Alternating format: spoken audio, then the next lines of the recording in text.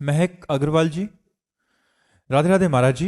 महाराज जी, भगवान तो अंतर्यामी हैं, तो क्या उनको अपनी कामनाएं व्यक्त करनी चाहिए या वो स्वयं ही सब समझकर अपने। यदि आपको अंतर्यामी पर विश्वास है तो फिर प्रश्न या मांग कामना करने की बात आनी ही नहीं चाहिए, क्योंकि अंतर्यामी है, उनको पहले से सब पता है।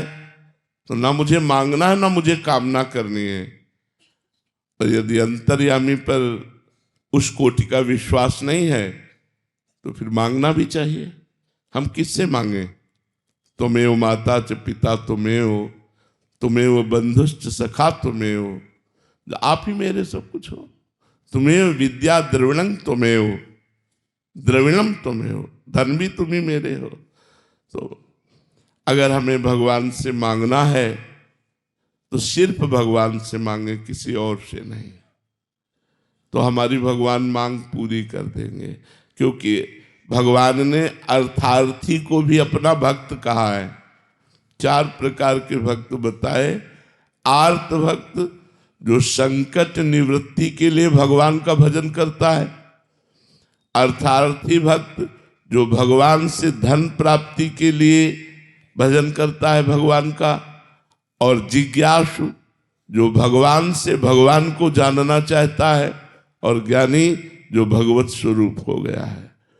तो यदि हम अर्थ चाहे तो ध्रुव जी की तरह केवल भगवान से चाहे, भगवान हमें तृप्त कर देंगे। या तो ऐसा ज्ञान दे देंगे कि अर्थ की तरफ चाह नहीं रह जाएगी, या फिर हमारा ऐसा विधान बना देंगे कि जो चाह है अर्थ की वो शांत हो जाए। बहुत करुणामय और बहुत सामर्थ्यशाली है। इसलिए अगर अर्थ भी चाहें तो केवल भगवान से चाहें। और अगर हमको ऐसा लगता है कि हमारे अंदर दृढ़ विश्वास है कि भगवान अंतर्यामी है, तो फिर मांगने की जरूरत क्या है? फिर तो आगे से आगे वो खुद व्यवस्था करेंगे। अंतर्यामी है, वो सब जानते हैं। पर यदि ये विश्वास दृढ़ ना हो तो मांग भी लेना चाहिए, प्रार्थना भी कर लेनी चाहिए। और अगर मांगने पे भी वो इच्छा पूरी ना हो रही हो तो इसका क्या भाव रखें? और इसमें 2 भाव हैं। पहली बात तो ये है कि आप मांगते हो तो क्या बन के मांगते हो? आप भगवान से क्या संबंध रखते हो? यदि भगवान के घर का संबंध है तो निश्चित पूरी नहीं हुई, ये बहुत कृपा हुई, नहीं तो अमंगल हो जाता अगर पूरी होती। पक्की बात समझ लो। अगर हम भगवान को अपना मानते हैं और हमारी की हुई कामना पूरी नहीं हुई तो निश्चित भगवान परम मंगल विधान करके वो हमारी कामना पूरी नहीं कर रहे। वो अखिल विश्व को जीवन दान देने वाले, वो मेरी कामना क्यों नहीं पूर्ण कर सकते? पर प्रकट में तो हमें अमंगल लग रहा है। नहीं, ये गलत बात है, ये गलत बात है। भगवान के विधान को मानना ही तो शरणागत का लक्षण है। जोई जोई प्यारो करे सोई मोहि भावे, जोई जोई प्यारो करे सोई मोहि भावे।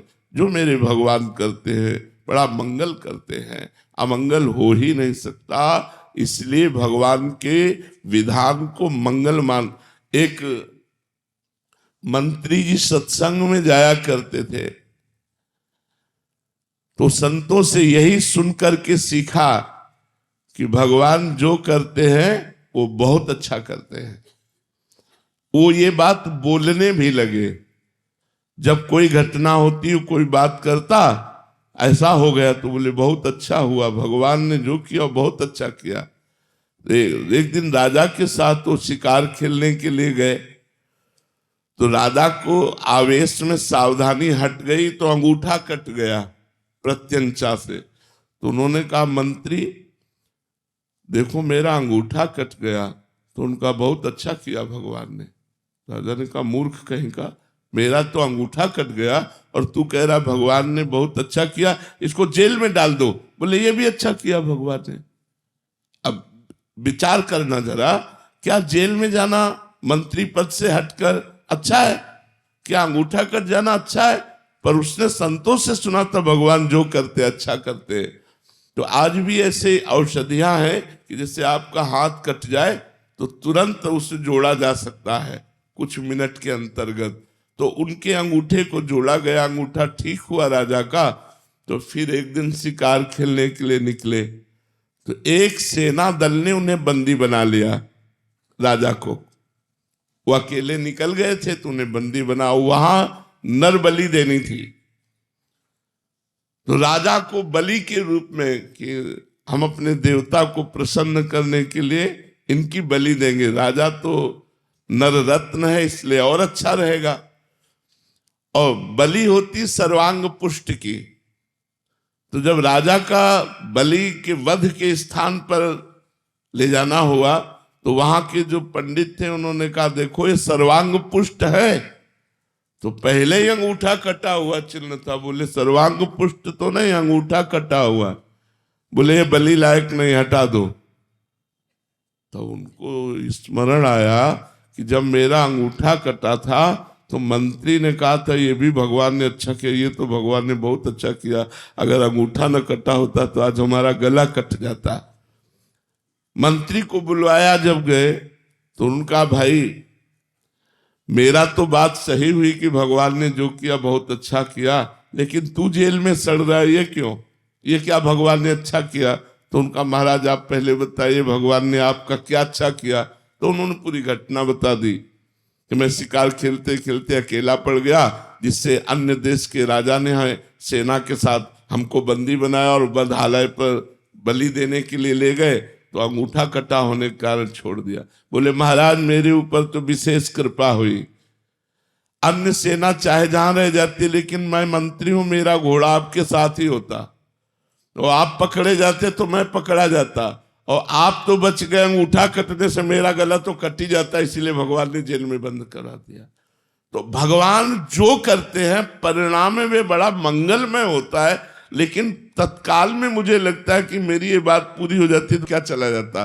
जरूर भगवान परम मंगलमय करते हैं। और दूसरी बात, केवल मांगने से नहीं मिलता, उसके साथ अनुष्ठान करना होता है, उसके साथ तपस्या करनी होती है, व्रत रहने पड़ते हैं, तीर्थ याटन करना पड़ता है, पुण्य संचय करना होता है। यदि आपके पुण्य नहीं है और भगवान से अपनापन भी नहीं है और आप मांग रहे हो तो मांगते रहो, आपकी कामनाओं की पूर्ति नहीं होगी। या तो भगवान से बहुत घना अपनापन हो जाए तो बात पूरी हो जाएगी, और या फिर हमारी साधना हो, तप हो तो बात पूरी हो जाएगी।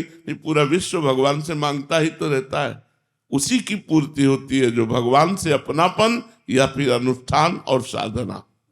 महाराज जी जैसे कोई बहुत बड़ा हो तो उसके घर में जाके कोई एक, जैसे हम भिखारी हैं तो मांगे तो तब भी वो दे देता, तो ऐसी दया भी होती है कि वो बहुत बड़े हैं, वो तो जगत पिता हैं, तो इसमें अपनापन हुआ ना, महिमा भगवान की कि भगवान तो बड़े करुणामय हैं, भगवान तो बड़े उदार हैं, बड़े दाता हैं, वो बड़े महान हैं, अगर मैं उनसे मांगूंगा तो जरूर पूर्ति हो जाएगी। या तो तपस्या हो या अपनापन हो। ये जरूर है कि जो इस भाव से भगवान के दरबार में गया कि आप तो महाराज सर्वलोक महेश्वर है, अनंत ब्रह्मांडों के स्वामी हैं, मैं दीन भिक्षुक आपकी शरण में आया हूं, जरूर भगवान उसकी इच्छा की पूर्ति करेंगे। यही दरबार दीन को आदर रीत सदा चली आई। जो दैन्य होकर भगवान के दरबार में गया वो किसी भी भाव से जाए उसका आदर भगवान करते हैं।